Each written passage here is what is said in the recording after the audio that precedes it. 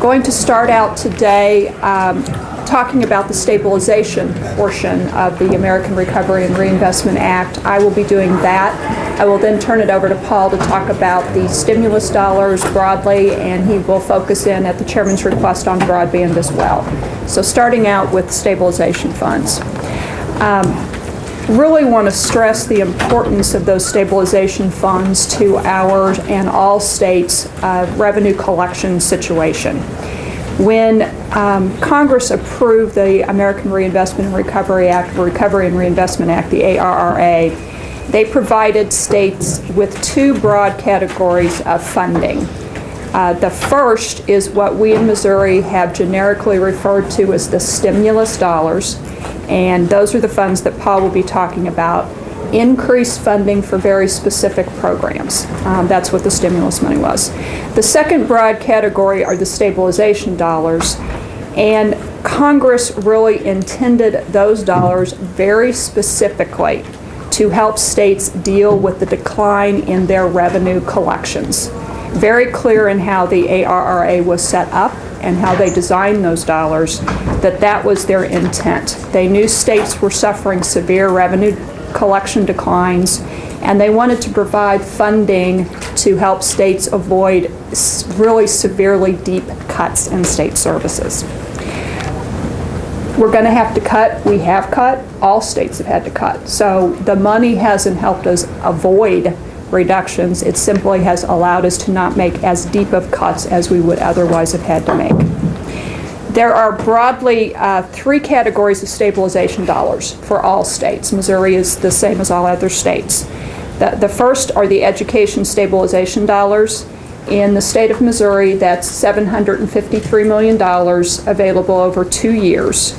And the Missouri General Assembly appropriated in the fiscal year 10 budget $564 million of that pot for two things. First, the K through 12 foundation formula, and second, basic payments to the higher ed institutions, both the 2-year and 4-year.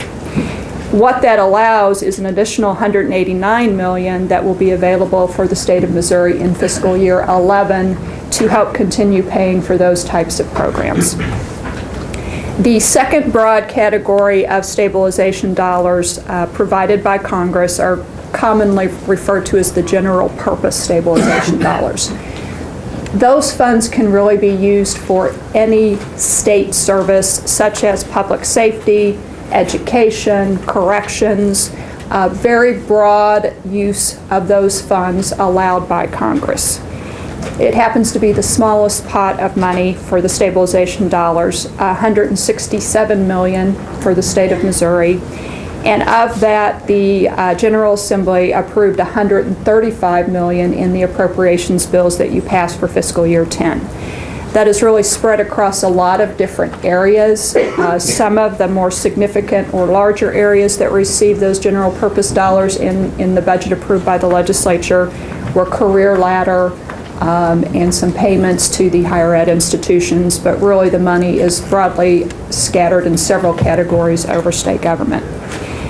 The final pot of money that has been referred to as stabilization dollars, and the largest, is an enhanced match rate on states' medical assistance payments, referred to as the enhanced FMAP.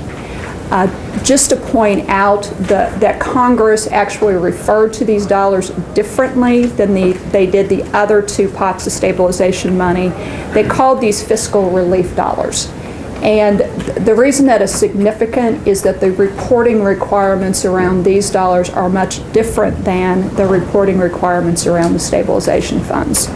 So just to point out that for reporting purposes, this enhanced FMAP is a unique category of money. What that enhanced FMAP will do is for every dollar that we pay to providers, doctors, nursing homes, hospitals, for the medical assistance program, the federal government will kick in a little bit of extra money. So normally for every dollar we spend, the federal government kicks in 64 cents, we pay the 36 cents. With this enhanced FMAP rate, we're getting about a 9-cent bump up on that federal portion. so that every dollar we pay to a Medicaid provider, they will match at 73 cents, and which reduces the amount of money that the state needs to kick in. Very important because we don't have as much money as we would normally have to make those Medicaid payments. And so very helpful for the fact that our revenue collections are down by providing that enhanced match rate for states. As I said, that's the biggest pot of the stabilization funds for Missouri. We anticipate over the 27 months that it will be a minimum of $1.3 billion. That amount will depend on really two things. One is the amount of medical assistance payments we make, so the more you spend, the larger that amount becomes, and then our unemployment rate relative to prior years.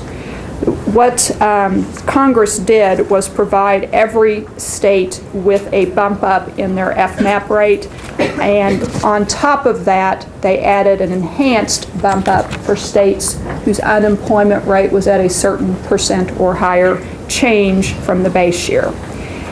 They set that up in 3 tiers, Tier 1, Tier 2, and Tier 3. Tier 3 being for those states with the most severe increase in their unemployment rate. Missouri is a Tier 3 state. At the moment, I believe there are 28 Tier 3 states. So you can tell the nation as a whole is suffering very severely with the current unemployment rate. Missouri's unemployment rate is still slightly below the national average, but not significantly below the national average. There are only, I believe, 3 states that do not currently qualify for that unemployment bump up. The enhanced FMAP dollars, in addition to the reporting requirements being different, and that's really a significant issue, again, can be used broadly by states for helping shore up their budgets. We in Missouri decided to treat those dollars a little bit differently than other states are. We left the general revenue share for our Medicaid payments at the normal match rate, so that when we make a dollar payment, we have our normal general revenue match rate and the normal federal match rate. That allows those extra enhanced federal earnings to come back into the state treasury, basically to help shore up the general revenue situation.